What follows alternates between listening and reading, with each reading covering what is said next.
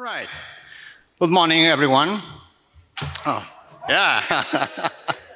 uh, Let me start saying that it's a true honor to be opening this conference.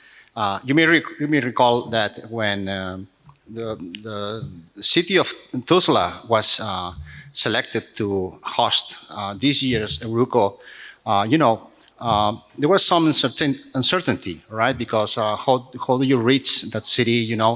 So I've been in contact with Mohammed for some months, and they have worked so hard to make this possible. They moved to Sarajevo. They have put together this amazing lineup. So I would like to ask you for a round of applause for the organization, please.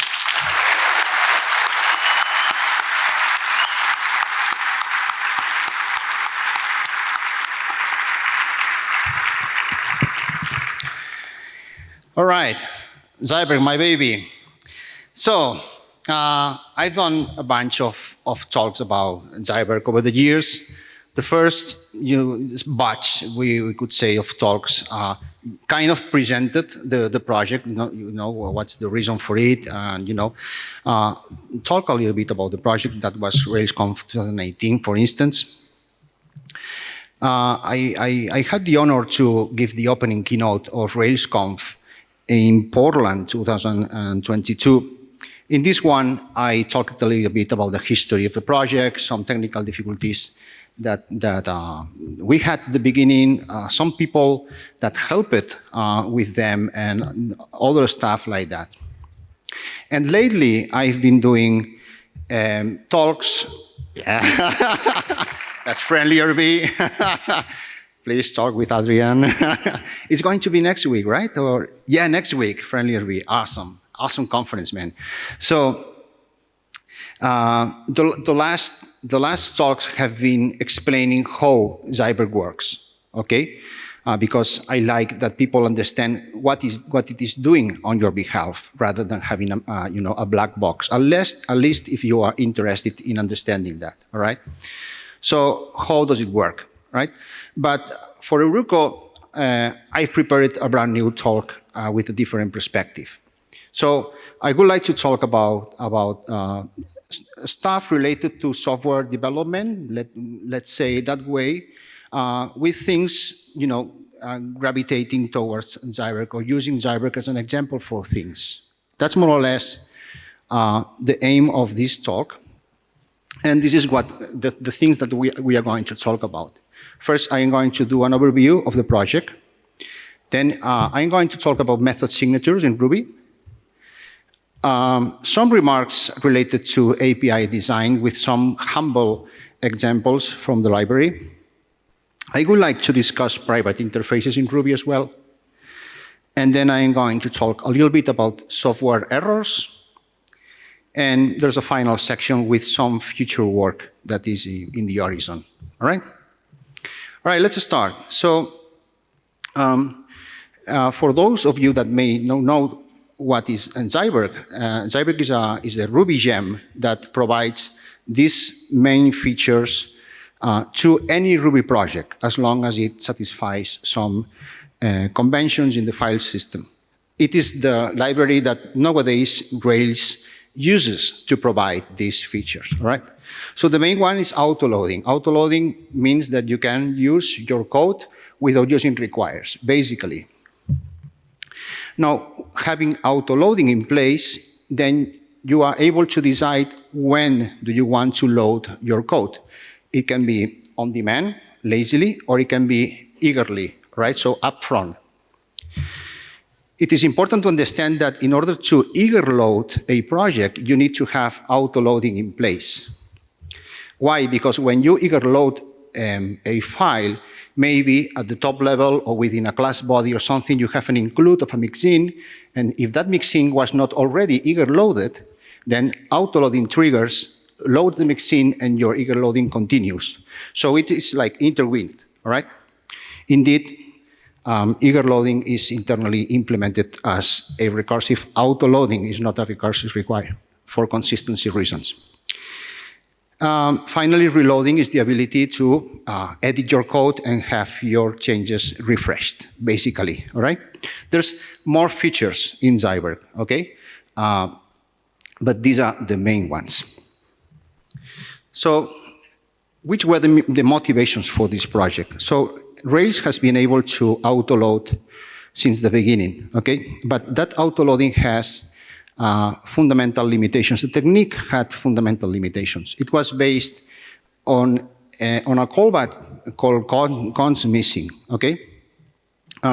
In other talks that are more technical, I do an introduction of some concepts related to constants in Ruby and lookup algorithms and that kind of thing. But in this one, we are not going to see them, all right? Suffices is to say that cons missing lacks important information about the context in order to be able to emulate the lookup of constants that Ruby does. For instance, it doesn't know what is the nesting. The nesting is a very important information that you have to have. It doesn't know whether the constant was missed in a relative or qualified setting. And that's very important because in one case you have one algorithm, and in the other case you have a different algorithm. You don't have that information. And we could think, well, perhaps Ruby could modify const missing to receive, in addition to the constant that was missing, that context information. Well, even then, it couldn't be enough, because const missing in the lookup algorithm is the last step, is like a fallback, right? So, if you have a constant with the same name in different namespaces, and when you refer to that constant, if everything was in memory, you could hit a most specific, one. But in a lazy setting that is not yet auto-loaded, and the lookup algorithm is able to find the other one, well, Ruby could resolve the constant. So const missing is not even going to be called, right? So fundamentally, the technique was useful, and it was the only one that we had for many years. But it was a source of headaches and of bad experience.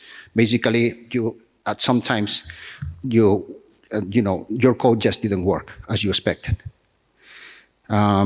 So my main trigger was to fix this. Then another one is to automate kernel require. And that is why I thought about Zeitwerk as an external gem. So Zeitwerk is not part of Rails, it's an external gem, as I said. In order to address this for arbitrary Ruby projects. Here, two main remarks. The first one is that require, as we all know, has a global side effect. Okay? So when you require something, that code is evaluated in the context of the interpreter, and constants are global, and everything is global. All right. So what happens in practice is that it is hard in a non-trivial Ruby code base to have dependencies on your source code. Maybe your source code, maybe you have a file with 200 lines, It is hard in practice to have dependencies on those 200 lines and systematically get your requires correct. Eventually, you're going to forget some. And I know that firsthand because I have spent countless of hours making sure that blank question mark was available in the places within the Rails code base that use class blank question mark. Now, what happens in practice? That perhaps your code works. Perhaps it works in the test suite. Perhaps it works in production because by pure luck, some other code in your application happened to load the dependency. So when you hit that place, the code works because of the global side effect. However, that's brittle. Okay? At some point, you're going to have a code path that does not go through that thing and hits your file, and you get an error, maybe in production. The other one is that in my experience, for any medium-sized Ruby library, getting the requires well organized is kind of hard, I think. By that I mean, your file has to require the dependencies somehow. Now, I am in this part of the project, and I need that other file in a different part of the project. And the question is, can I issue a require for that file directly? Sometimes that question is not easy to answer, because maybe you have to load before a namespace. How to organize this in a uniform way and in a predictable way, in my experience, is hard. So Zeitwerk addresses these two things, and you don't have to think about them anymore. You can read any code, anytime. The dependencies are going to be resolved for you automatically. And yeah, everything is going to work. You can hit any constant path, no matter how deep in your project, directly. You don't have to worry about that. It's going to work. Those were the main two drivers behind this project. Some milestones of the library. First stable release was at the beginning of 2019. Shopify migrated while this thing was still in beta. Rails 6 had not shipped, and that was instrumental for the project. Jean Bossier championed that from the Shopify side, and I have fond memories from those days. They were very intense, and it was extremely good because we were able to polish some APIs. We were able to improve the performance of the library, and it gave me confidence to ship this with Rails 6, which happened later in August. Nice days. Then GitHub soon also migrated to Zeitwerk. For those of you that may be new to Ruby, Shopify is probably the largest Rails application in the world. So migrating Shopify to Zeitwerk while being in beta, I mean, this was like, you couldn't have a best test than this one.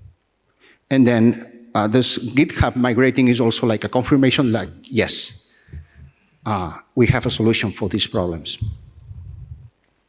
Finally, Classic, we maintained Classic for two versions, Rails 6.0 and 6.1. And the reason for that was too easy migration. So 6.0 and 6.1 shipped with both autoloaders, the classic one and the new one, and the intention was to give peace of mind to users of Rails. So you could have a Rails 5 application, upgrade to Rails 6, and still work with the previous autoloader that maybe is not perfect, but is the one that is working in your application. Okay, so not a drastic thing. You can, upgrade, and then perhaps later, you do a task force and say, okay, now we are going to migrate the autoloader. All right, some statistics. There have been about 50 releases of the library. It's being used nowadays by about 600 gems. And maybe you do not even notice that some of your dependencies may be using Zeitwerk, because one of the design goals of the library is to be transparent. So something that I wanted to achieve was that you open your project and your project is a normal Ruby project. There's nothing special. There's no trace of Zeitwerk in your source code. Your source code is your source code, and it looks normal, right? So not even client code of the libraries need to know that the library internally uses Zeitwerk. That's private. That's how you load your code is your thing. It's not even public. Okay? The client code you may document in order to use my library. You have to require the entry point, which is the standard thing to do, and that's it. You do not tell the user that you are using Zeitwerk internally because of transparency. Almost 500,000 daily downloads nowadays, for a total of 400 million total downloads over these 5 years. Of course, those counters include setup of development machines. It includes CI. It includes deploys, of course. But in any case, that's the magnitude. Those are the numbers. And finally, well, I was humbled and very honored to be presented a couple of awards for this work. The one on the left is an outstanding performance Fukuoka Ruby Award. The one on the right is a Rails SaaS Conference Award for Zeitwerk. Yeah. Thank you.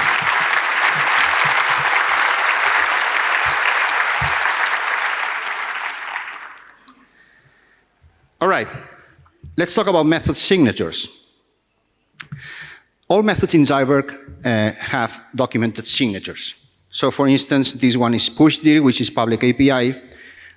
It has a notation that is, I made this my own, okay? It's inspired by some existing notation, but all these methods, public and private, have signatures, okay? So you receive either a string or a path name and a module as a second argument.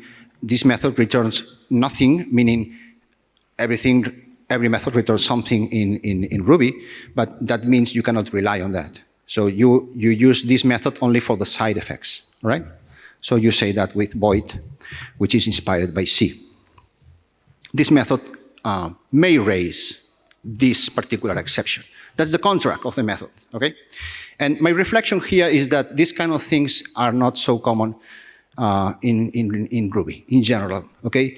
It's very common that you open a source code and there's no annotation, okay? Let's talk a little bit about types. So we have, this debate about static and dynamic typing. And I find that the debate is sometimes a little bit simplistic and dualistic. For starters, static typing has evolved a lot with the pass of time. So now it's very common to have, for instance, type inference. So the source code is not so verbose, you could say. Static languages now have macros, for instance, may have macros that give you some dynamic nature to your code, some flexibility, you could say, that was not present in other types of static typed programming languages before. So there's a spectrum, okay? You can write a crystal program that has 0 annotations and is going to be compiled, and the compiler is going to guarantee that it is type safe, and you did not write one single annotation in the source code. It looks like Ruby.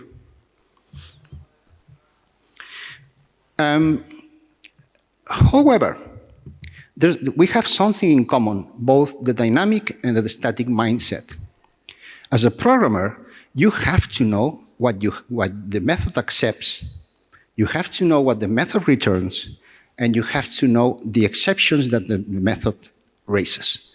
We have that in common. It can be expressed in an API, it can be expressed in English, in the documentation, but it has to be there. I have to know what are you returning. I have to know what you accept. The contract can be duck typing in some cases. This object should respond to this and this and behave like that, whatever. It can be duck typing, but you have to know the contract. Otherwise, how can you safely use that API, that library, that framework, whatever? I believe this is very important. In Zeitwerk, you will see everything is annotated. It is not formally verified. Fine, okay, it's a dynamic language. But at least it's there. If there's a mistake, it's like a bug. You fix the mistake, you move on. Now, some reflections about API design inspired by some very humble examples, but that illustrate the point, okay? The first thing I would like to explain what is my main driver when I design APIs. My main driver is usage. That's all I care. I have to feel that the resulting client code looks right to me. Okay? So for instance, this is the generic API to set up a loader.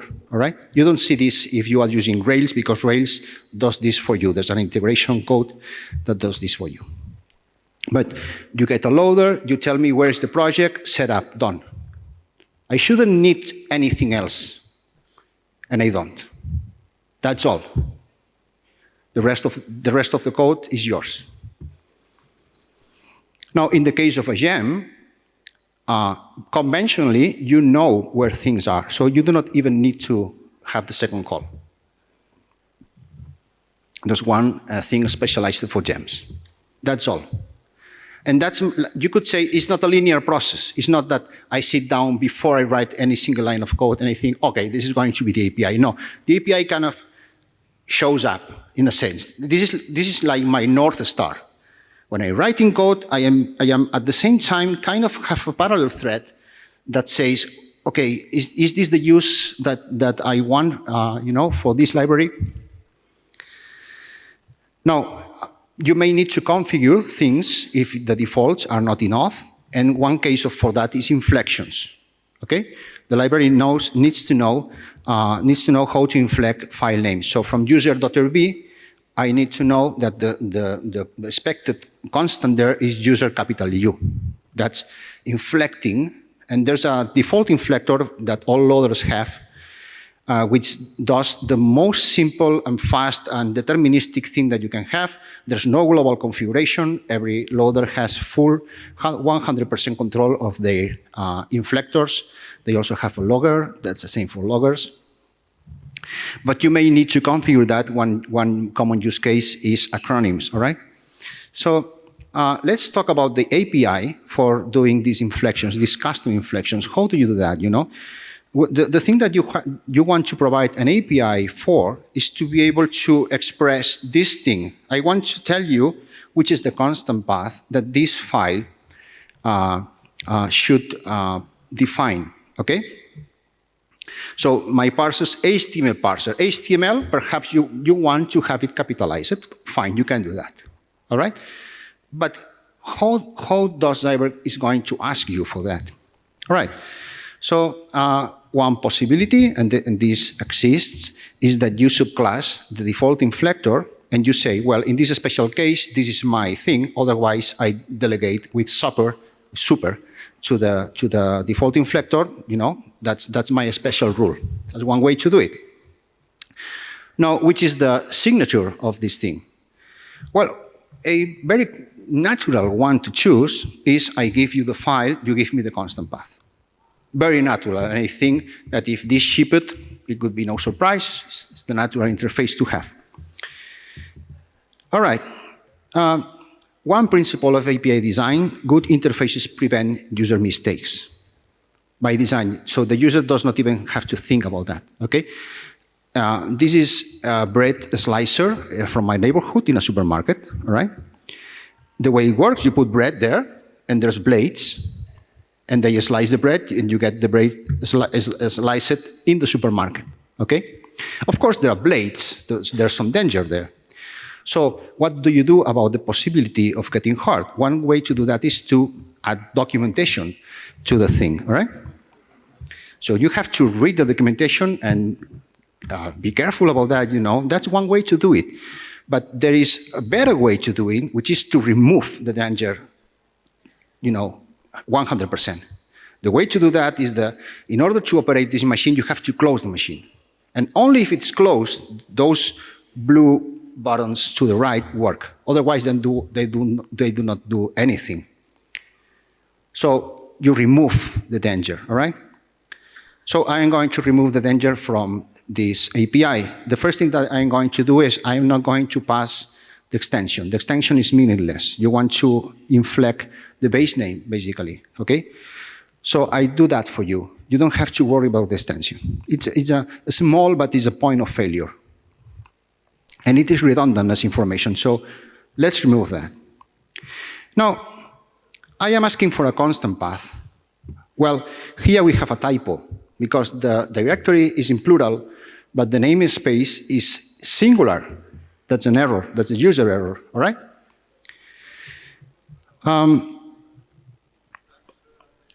By design, Zeitwerk descends orderly through the project tree.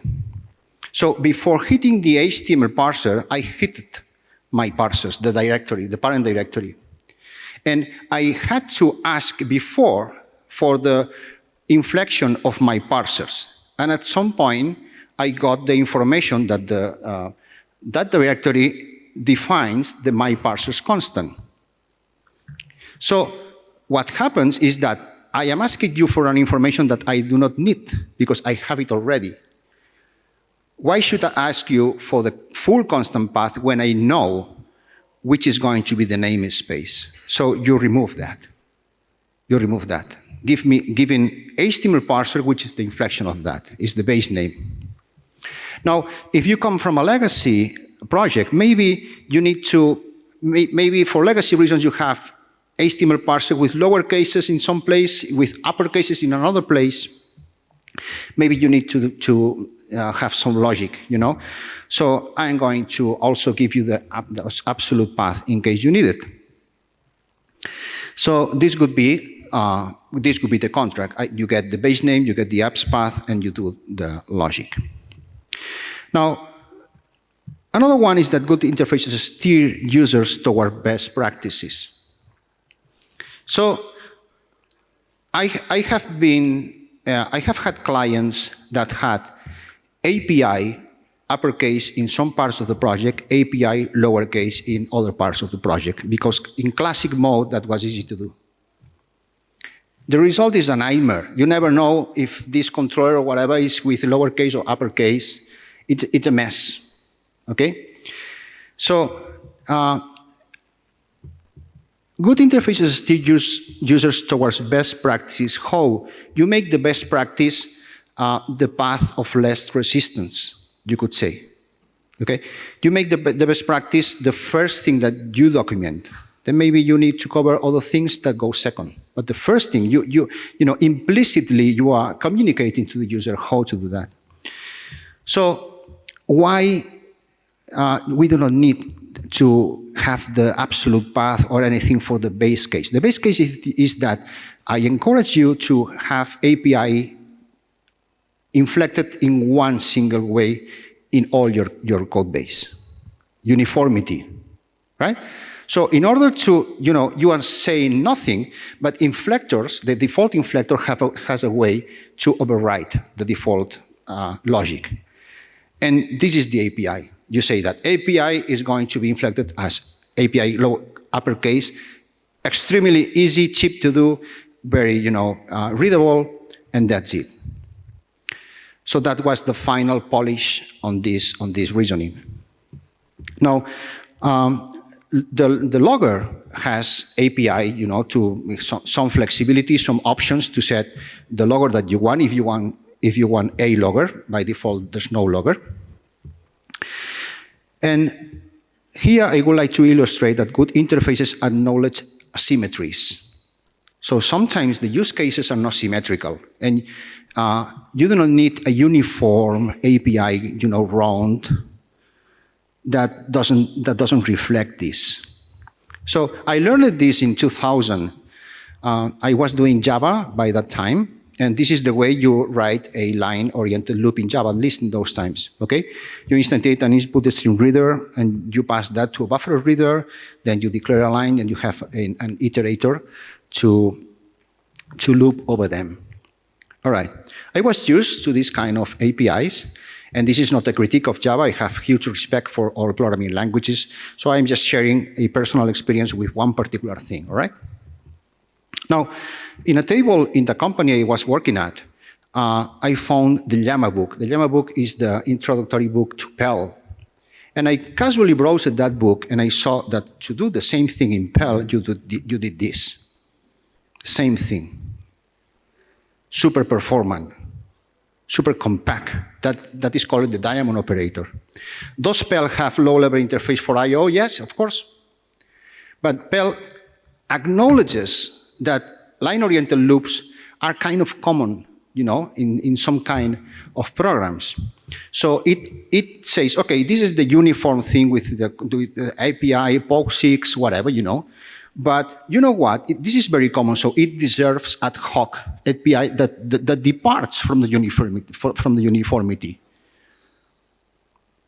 This is the special API that acknowledges the asymmetry in the use cases.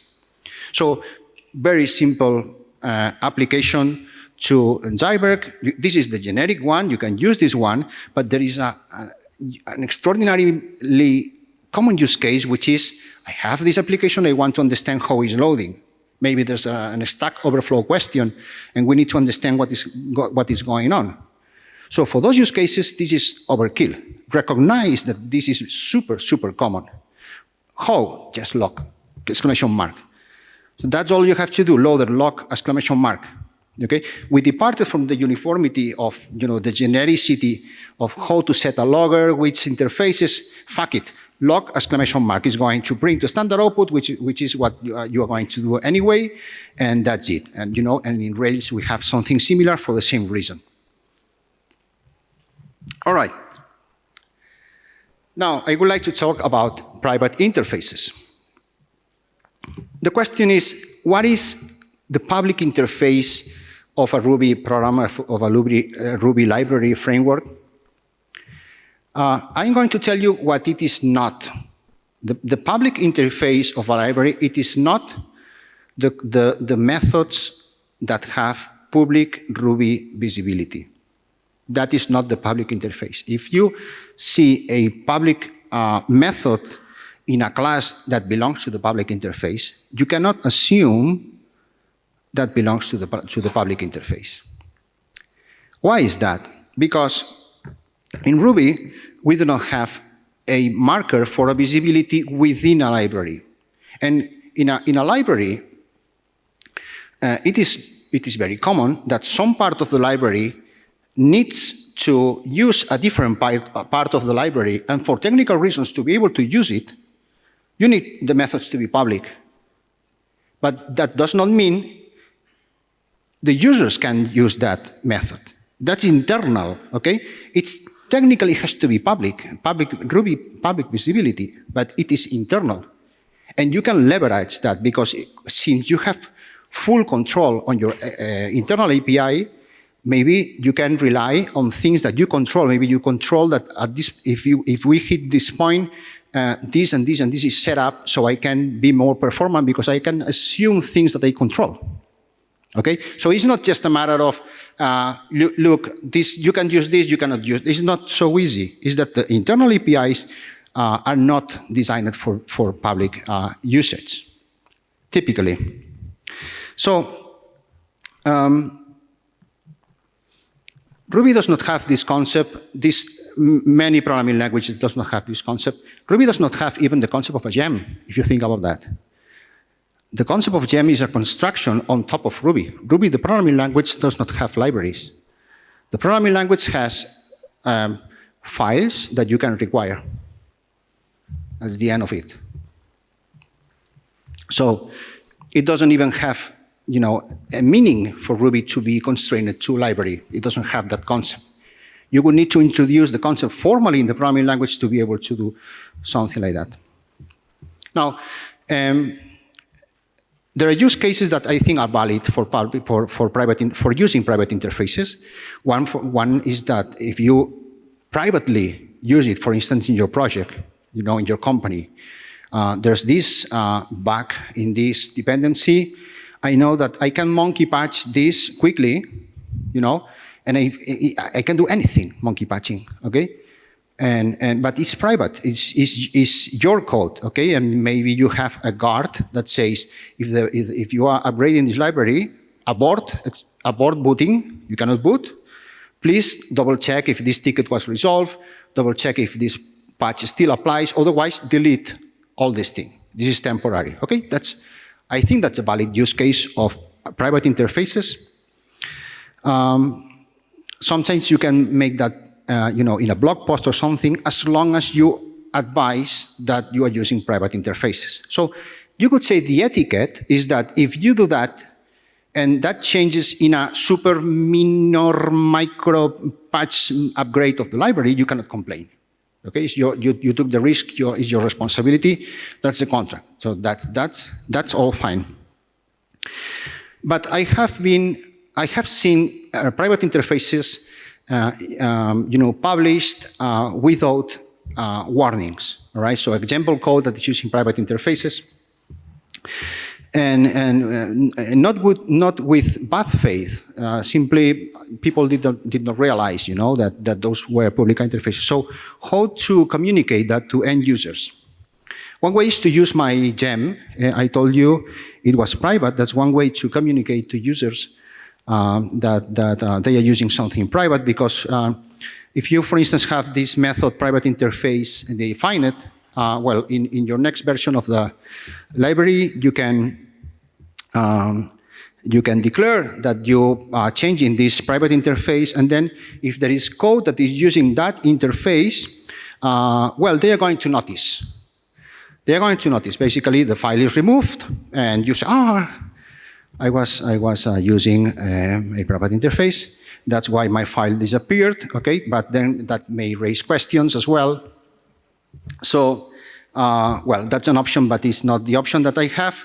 I have a macro, call it internal, okay, that defines, it declares a private visibility on the method whose name is received, and then it generates an alias, a public alias with a mangled name, okay?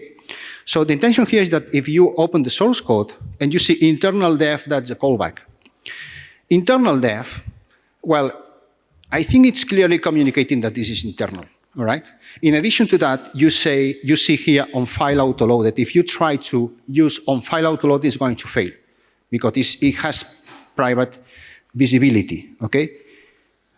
You should use the mangle name, okay? So technically you can do that, okay? But at least my goal here is to make this a little bit more difficult to find. Now, a section about software errors. I would like to ask the audience if there are people that are starting programming, that have been programming for 1 year, 2 years, something like that. Is there people starting? Yeah, a few. Awesome. So while this is part of the keynote for everybody, this section is especially dedicated to you, all right? So we live in a world in which software errors are almost taken for granted. They are common. Everything has errors. Every release notes of anything, of mobile applications, of anything, it's very, very rare that the release notes do not have an item saying bug fixes. Always bug fixing, okay? That's the status quo, okay? So if you are starting, especially, you may come to the conclusion that this is inevitable. This is the way it works. This is the way the world works. Everything has errors, and we are constantly doing bug fixes, okay? And I want you to reflect about that, because that is not necessarily the case. That is what I want to transmit to you. So I came to this realization in the 90s. In the 90s, in Usenet, something that does not exist anymore, in the tech group, I saw this sentence. Tech, which is a typesetting system, very, very sophisticated, with which you write scientific papers. Tech is considered to be bug-free. And it was like, oh, wow. It was the first time that I realized this. So Tech is a very, very complex software. And it's considered to be bug-free. Oh, that's incredible. And I didn't have in mind that this was possible. Let's say it that way. This is possible. We have here an example. And this is the thing that I want to transmit to you. Now, Zeitwerk routinely has no issues and no pull requests. Routinely. It's not perfect. I shipped a bug fix last week. Okay? The bastard had been hiding for 5 years until someone hit the right combination of things. It's not perfect, but if you find a bug, you jump on it like a lion, right? You jump on it. You understand the true root cause of the bug. You fix it, add test coverage for that, and ship it. And now your issue tracker is, again, empty. And this is the perfect state. For me, the perfect issue tracker is empty. The perfect exception tracker, your rollbar, whatever, the perfect one is the one that is silent. And I've seen that, and I have to say, with all humility, that in my client work, that is often the case. The exception tracker is silent. There's no exceptions. So this is a real example of software that it's normal for this software to have nothing reported. It doesn't mean it's bug-free. You cannot say that. But at least what you can say is that no error is known as of today. And we have more examples of this in the Ruby community. For instance, anything from Jeremy Evans, anything from Vladimir Dementiev. Those are projects that have very few issues, very, very, very few. Something even bigger than that, the Elixir programming language. The Elixir programming language, we had the pleasure to have Joseph Alim in the conference, which is the creator of the programming language of Elixir. It's legendary. I mean, that's complex, man. And they have always under control the issue tracker. Maybe they have 5. Maybe those 5 are not even bug reports. Maybe they are discussing some feature request or some questions, you know. Amazing. So that is the message that I want to transmit to you. Do not take bugs for granted. Do not relax and say, well, this is the way it is, you know. So my message is that I encourage you to think independently. And I encourage you to set and to pursue your own excellence and your own standards.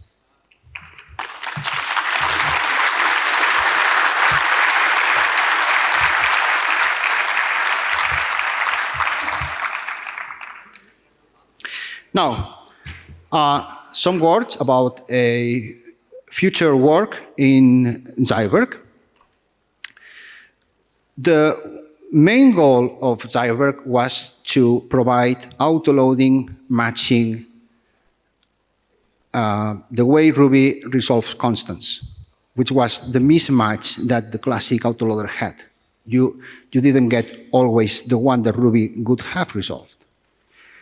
I wanted to write something that works, that matches Ruby. Okay. Unfortunately, when I wrote that, I didn't have a solution for one edge case. I am going to explain that edge case to you. So this is what I call in the documentation an explicit namespace. So you may know that namespaces represented as directories in your file system. Some need only directories. For instance, admin namespace typically does not have admin RB. And the presence of the directories is enough to tell the autoloader, hey, this is a namespace, I have nothing to say about this namespace. If I define a module for it, it's going to be empty. So the library automates that for you. Classic already did that, okay? So, in that case, the module is created on your behalf on the fly, and the things are namespaced, all right? But in some cases, the namespace has a file that defines the namespace, okay? That is explicit. The namespace is defined explicitly. So this is an example, okay? Hotel here is a namespace. This is a model, all right?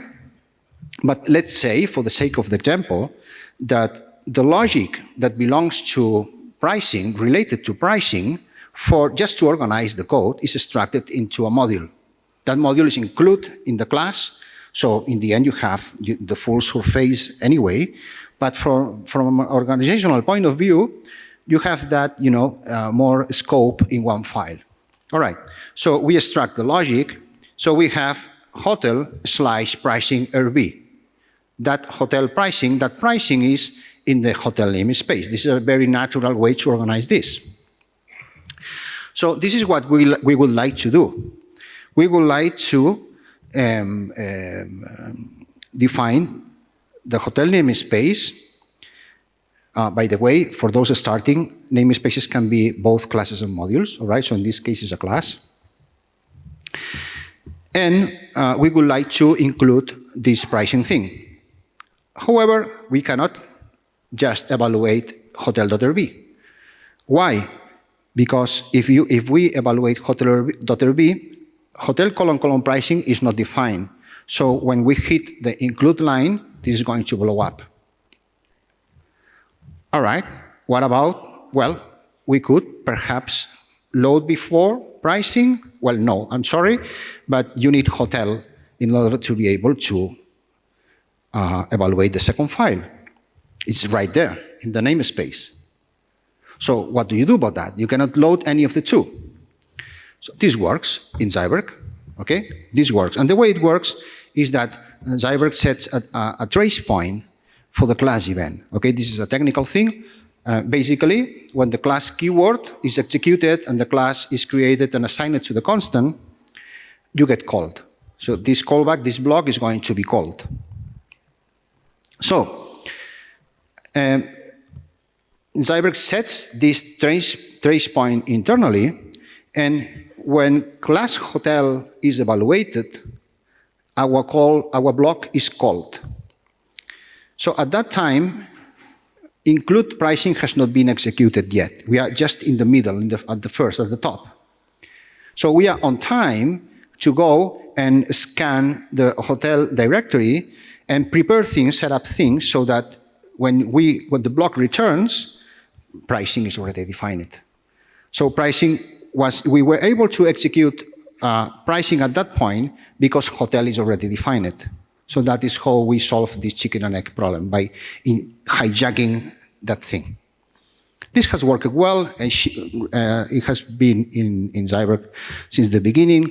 The trace point is very carefully enabled and disabled.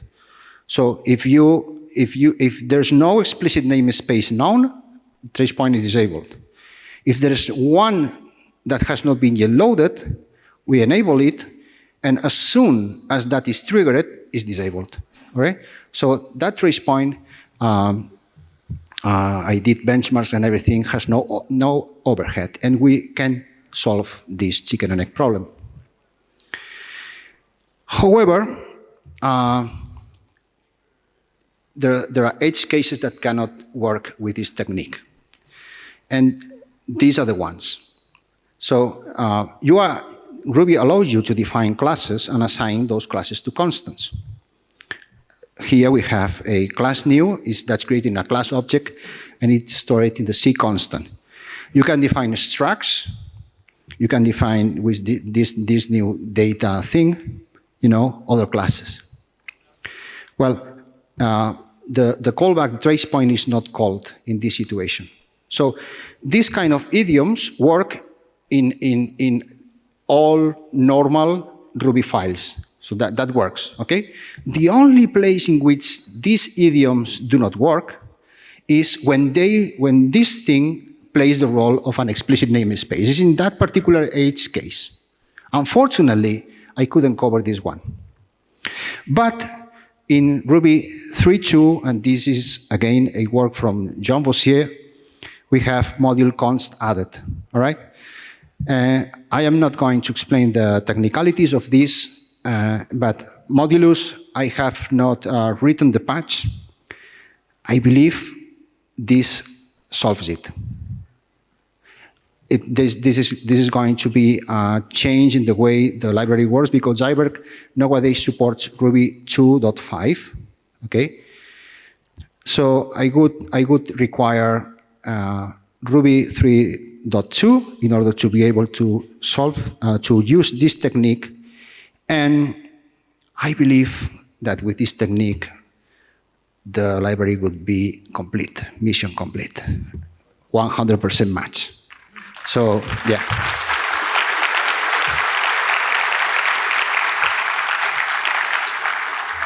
So that's going to be Zeitwerk 3. It's kind of a small change, but it deserves, I believe, a major version. And that's all I had for today. Thank you.